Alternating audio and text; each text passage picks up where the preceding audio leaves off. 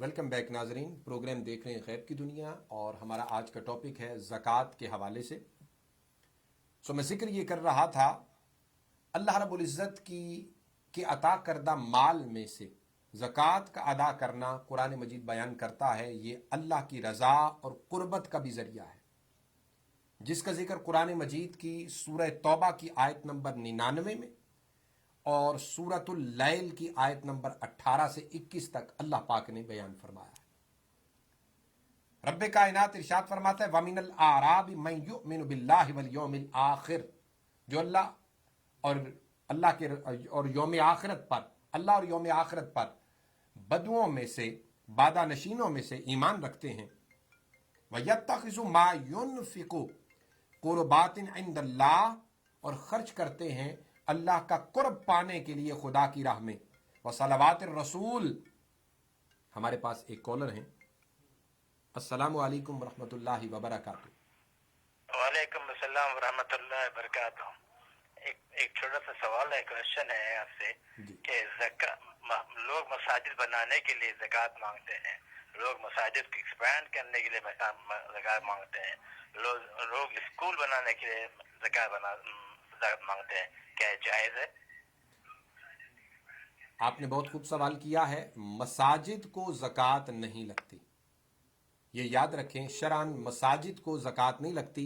Islamic centres, जहाँ मदरसा है, जहाँ इस्लामिक स्कूल है, वहाँ पे ज़कात लग सकती है। लाइब्रेरी है या बच्चों की तालीम और तरबियत का सिलसिला है तो वहाँ पे ज़कात लग सकती है। लेकिन मसाजिद का जो हिस्सा वहाँ पे होगा, जिसे मस्जिद बाकायदा तौर पे कहा जाएगा, वहाँ पे ज़कात कतई तौर पर नहीं लग सकती। बहुत शुक्रिया।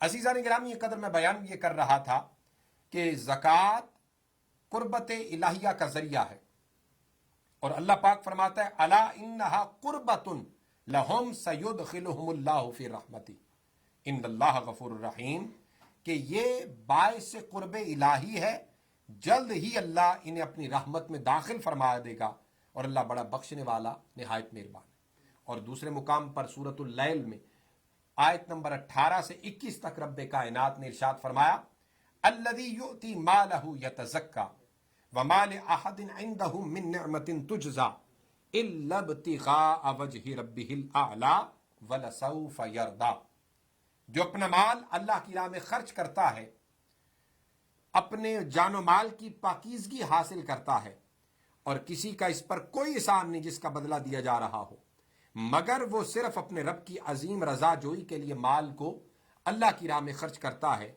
अनकरीब वो अल्लाह की अता से और अल्लाह उसकी वफा से राजी हो जाएगा। और याद रखिए, ज़कात का देना गोया कि एक किस्म का अल्लाह को कर्ज भी देने के मुतरादिफ है, जिसका जिक्र रब्बे कायनात ने कुरान मजीद के अंदर 5 मुख्तलिफ मकामात पर फरमाया है।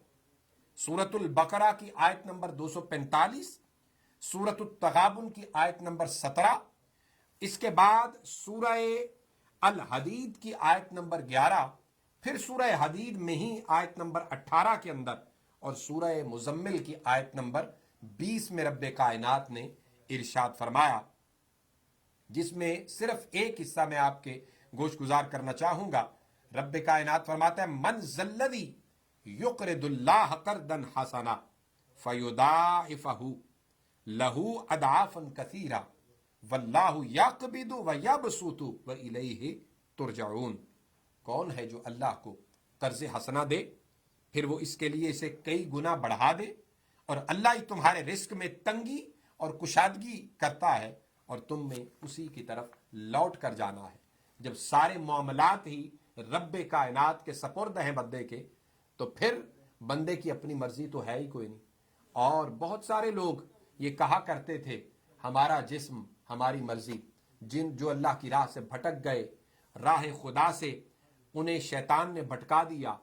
ये आज इस पेंडेमिक, इस कोरोना वबा ने पूरी दुनिया को आज तकरीबन, अगर पाकिस्तान से लेकर अमेरिका तक देखा जाए तो 1.5 माह से ज्यादा का अरसा हो चुका। पूरी दुनिया लॉकडाउन हो चुकी, कर्फ्यू का शिकार हो गई। लोगों ने अपनी जिंदगियों को तरजीह दी दौलत के कमाने पर, گھر میں محصور ہو کر بیٹھ گئے. اللہ پاک یاد رکھیں گھر میں جو لوگ بیٹھے ہیں ان کو رزق دے رہا ہے نا, کھانے پینے کا سامان بھی مہیا ہے نا ان کے لیے. تو پتہ یہ چلا یہ اسی کے قبضہ قدرت میں سب کچھ ہے. یہ ایمان ہمیں پورا سال, پوری زندگی, ہر لمحہ رکھنا چاہیے کہ وہ مالک جو آج 1.5 ماہ سے 1.25 ماہ سے گھروں میں بٹھا کر صبح دوپہر شام اور رمضان المبارک کا مہینہ آ گیا سحری افطاری رزق دے رہا ہے, وہ بندے کو اور اوقات اور دنوں اور مہینوں میں بھی وہی رزق دیتا ہے. لہذا ان ایام میں بھی اپنے رب کو یاد کرتے رہیں. جو ہم پر فرض ہے, جس کے لیے ہمارا وجود تخلیق کیا گیا ہے, اس کو, اسی وجود کو اسی کام میں لگا کے رکھیں. اور کسی نے کیا خوب کہا کہ ہاتھ کارول دل یارول. جب یہ صورتحال ہوگی, کام کی طرف ہاتھ رہے گا اور دل اس کی یاد میں مشغول رہے گا, تو جو کا ہاتھ کام کر کے لائے گا, رزق کما کے لائے گا, اللہ پاک اس کے اندر بھی برکت پیدا فرما دے گا. اور جب وہ آئے تو پھر ہم پر لازم ہے کہ اس میں سے فرائض کی ادائیگی کی جائے, زکوٰۃ نکالی جائے. اور جب یہ زکوٰۃ نکالتے ہیں یاد رکھیں وہ رزق ہمارے لیے, وہ مال ہمارے لیے کبھی فتنے کا باعث نہیں بنے گا, آزمائش کا باعث نہیں بنے گا, امتحان کا باعث نہیں بنے گا, ہمارے لیے شر و فساد کا باعث نہیں بنے گا, بلکہ خیر و برکت اور شفاؤں کا باعث بن جائے گا. اس لیے اللہ پاک نے ارشاد فرمایا یہ ساری جو رحمتیں تمہیں ملی ہیں اور اس کی وجوہات قرآن و سنت سے تمہارے سامنے پیش کر دی گئی ہیں, یہ فقط تم پر نہیں زکوٰۃ فرض کی گئی, تم سے قبل جو امتیں تھیں ان پر بھی اسی طرح زکوٰۃ فرض تھی. جیسے سورہ مبارکہ 83 کے اندر اللہ رب العزت نے فرمایا, سورہ مبارکہ مائدہ کی آیت نمبر 12 کے اندر اللہ پاک نے ارشاد فرمایا وَإِذْ أَخَذْنَا مِيثَاقَ بَنِي إِسْرَائِيلَ لَا تَعْبُدُوا إِلَّا اللَّهَ وَبِالْوَالِدَيْنِ إِحْسَانًا وَذِي الْقُرْبَى وَالْيَتَامَى وَالْمَسَاكِينِ وَقُولُوا لِلنَّاسِ حُسْنًا وَأَقِيمُوا الصَّلَاةَ وَآتُوا الزَّكَاةَ ثُمَّ تَوَلَّيْتُمْ إِلَّا قَلِيلًا مِنْكُمْ وَأَنْتُمْ مُعْرِضُونَ. اللہ پاک فرما رہا ہے یاد کرو جب ہم نے اولاد یعقوب سے پختہ وعدہ لیا کہ اللہ کے سوا کسی اور کی عبادت نہ کرنا, اور ماں باپ کے ساتھ اچھا سلوک کرنا, اور قرابت داروں, یتیموں, محتاجوں کے ساتھ بھلائی کرنا, عام لوگوں سے بھی نرمی خوشخلقی کے ساتھ اور نیکی کی بات کہنا, نماز قائم کرنا, زکوٰۃ دیتے رہنا, پھر تم میں سے چند لوگوں کے سوا سب روگردانی کر گئے, ان سارے اچھے کاموں جن کا ہم نے حکم دیا تھا ان سے بھٹک گئے, تم حق سے گریز ہی کرنے والے ہو. اور دوسرے مقام پر فرمایا ہم نے اسی طرح بنی اسرائیل سے وعدہ لیا وَبَعَثْنَا مِنْهُمْ 12 نقیبا, اور ہم نے ان پر 12 نقیب بھیجے, 12 سردار مقرر کیے. لہذا اللہ کا قرآن فرماتا ہے فَمَنْ كَفَرَ بَعْدَ ذَلِكَ مِنْكُمْ فَقَدْ ضَلَّ سَوَاءَ السَّبِيلِ. عزیزان گرامی قدر, تو زکوٰۃ کے مسائل سے یہ ثابت ہو رہا ہے قرآن مجید کی ان دونوں سور کی آیات مبارکہ سے کہ زکوٰۃ بھی صرف جس طرح رمضان کے حوالے سے, روزوں کے حوالے سے میں نے پچھلے جمعرات کو پروگرام میں ذکر کیا تھا کہ اللہ پاک فرماتا ہے روزے فقط تم ہی پر فرض نہیں, یہ پہلی امتوں پر بھی فرض تھے. اسی طرح زکوٰۃ مسلمانوں فقط تم پر فرض نہیں کی جا رہی, یہ پہلی امتوں پر بھی فرض کی جاتی رہی ہے. اور نظام زکوٰۃ کا نفاذ یاد رکھیں اسلامی حکومت کا بنیادی یہ فریضہ ہے تاکہ امراء سے زکوٰۃ لی جائے, فقراء میں اور غرباء میں تقسیم کی جائے. اللہ پاک اس حوالے سے سورۃ الحج میں ارشاد فرماتا ہے الذین ان مکناہم فی الارض, یہ اہل حق وہ لوگ ہیں کہ اگر ہم انہیں زمین میں اقتدار دے دیں, صاحب اقتدار بنا دیں, تو وہ کیا کریں اقاموا الصلاۃ, نماز کو قائم کرنے والے بنے, وآتوا الزکاۃ, زکوٰۃ کو لینے اور دلوانے والے بن جائیں, وَأْمَرُوا بِالْمَعْرُوفِ وَنَهَوْا عَنِ الْمُنْكَرِ وَلِلَّهِ عَاقِبَةُ الْأُمُورِ. اللہ پاک فرماتا ہے کہ وہ نماز کا نظام قائم کرنے والے بنے, زکوٰۃ کی ادائیگی کا انتظام کروائیں, اور پورے معاشرے میں نیکی اور بھلائی کا حکم کریں, اور لوگوں کو برائیوں سے روکیں, اور سب کاموں کا انجام اللہ ہی کے اختیار میں ہے. اور حتیٰ کہ زکوٰۃ کا مشورہ دینے والا بھی نیکی کرتا ہے.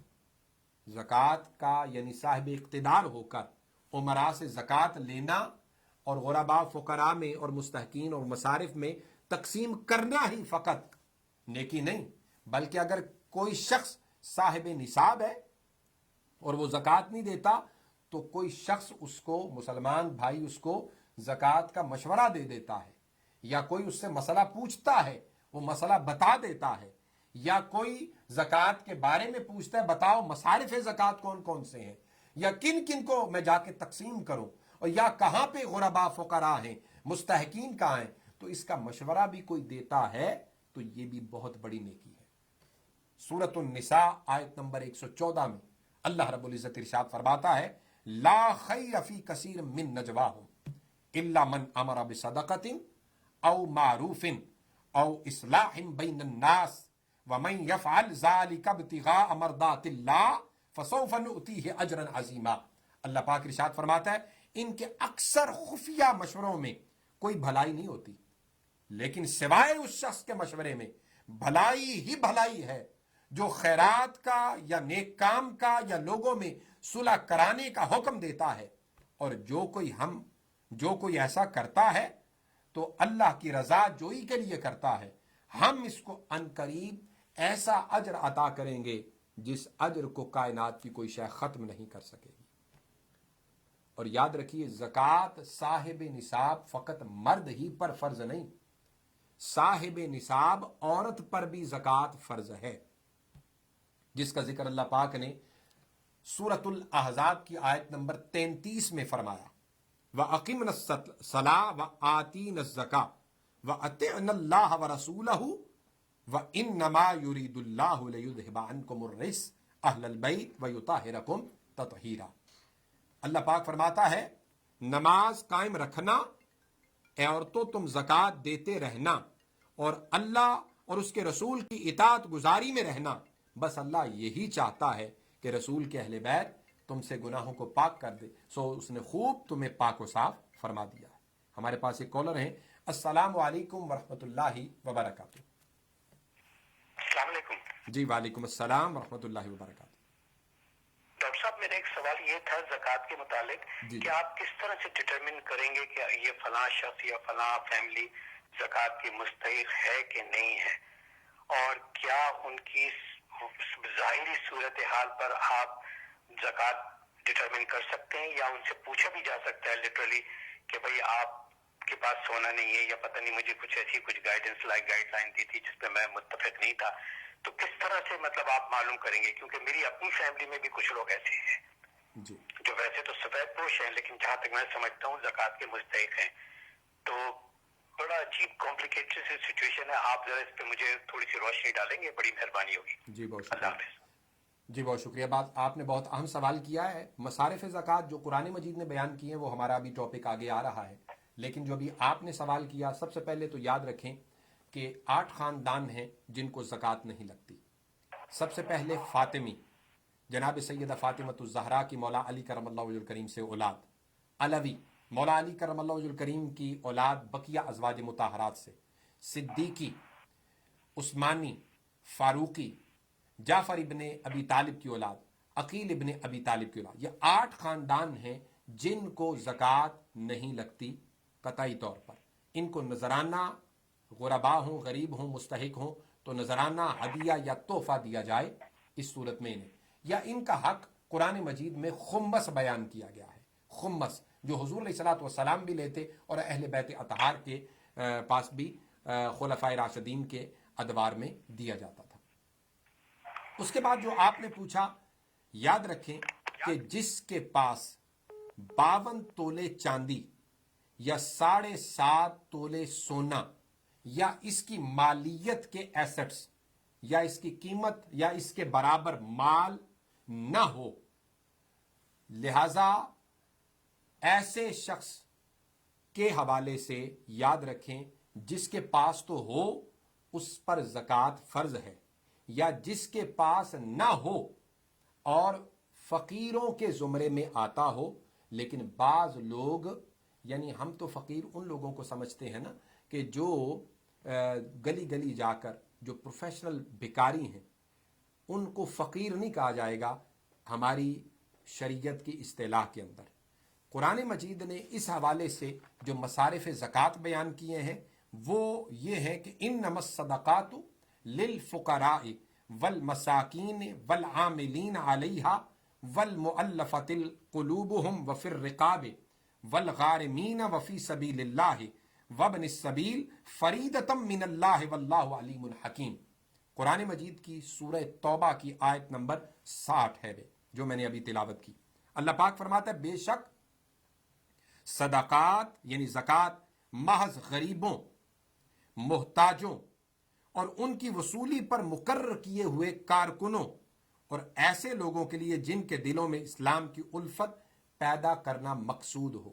یہ مؤلفۃ القلوب کا جو اس میں مصرف آ رہا ہے یہ حضرت سیدنا فاروق اعظم کے دور میں سسپینڈ کر دیا گیا تھا، اس لیے کہ اسلام کی ابتدا میں جب ایسے لوگ موجود تھے جن کو کچھ زکوٰۃ کے پیسے دے کر زبان خاموش رکھوائی جاتی تاکہ کوئی دشمن سے مل کر ساز باز نہ کریں، شرارتیں نہ کریں، مملکت اسلامیہ میں فتنہ پروری کا باعث نہ بنے اور غداری کا باعث نہ بنے، تو ان کو دولت و پیسہ چند دے کر چپ کروایا جاتا. لیکن جناب فاروق اعظم کے دور میں جب 22 لاکھ مربع میل پر حکومت ہو گئی اور اسلام کی طاقت ایک ایسی ہو گئی کہ بڑی بڑی سپر پاورز اس کے سامنے ہیچ ہو گئی، تو مؤلفۃ القلوب کا یہ مصرف سسپینڈ کر دیا گیا.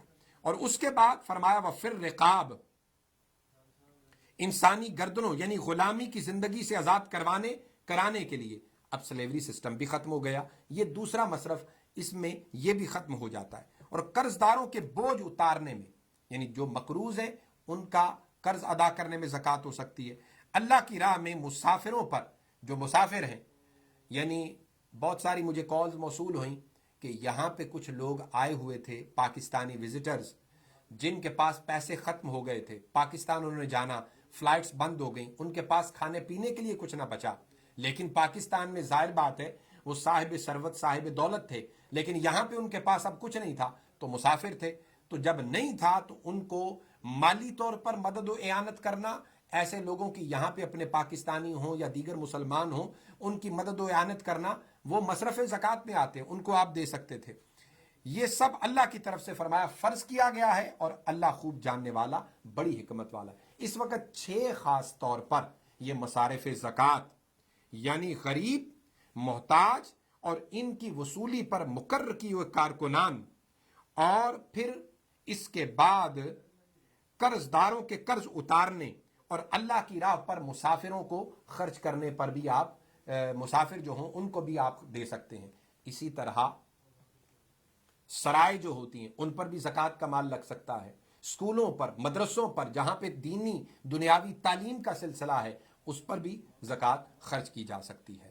اب رہا آپ کا وہ پہلا، میں پھر دوبارہ دہرا رہا ہوں کہ جس کے پاس 7.5 تولے سونا تو نہ ہو یا 52 تولے چاندی بھی نہ ہو لیکن اس سے کم بھی ہو جس میں اس کی گزر بسر بھی ہو رہی ہے، تو ایسے کو بھی زکوٰۃ نہیں لگ سکتی. ہاں جس کی گزر بسر بھی بالکل نہیں ہوتی، سفید پوشی ہے لیکن وہ مانگنے سے احتراز کرتا ہے، تو ایسے سفید پوش لوگوں کو تلاش کر کے ان کو زکوٰۃ دی جائے. مجھے بریک کے لیے کہا جا رہا ہے، تشریف رکھیے، بریک کے بعد آپ کی خدمت میں پھر حاضر ہوتے ہیں.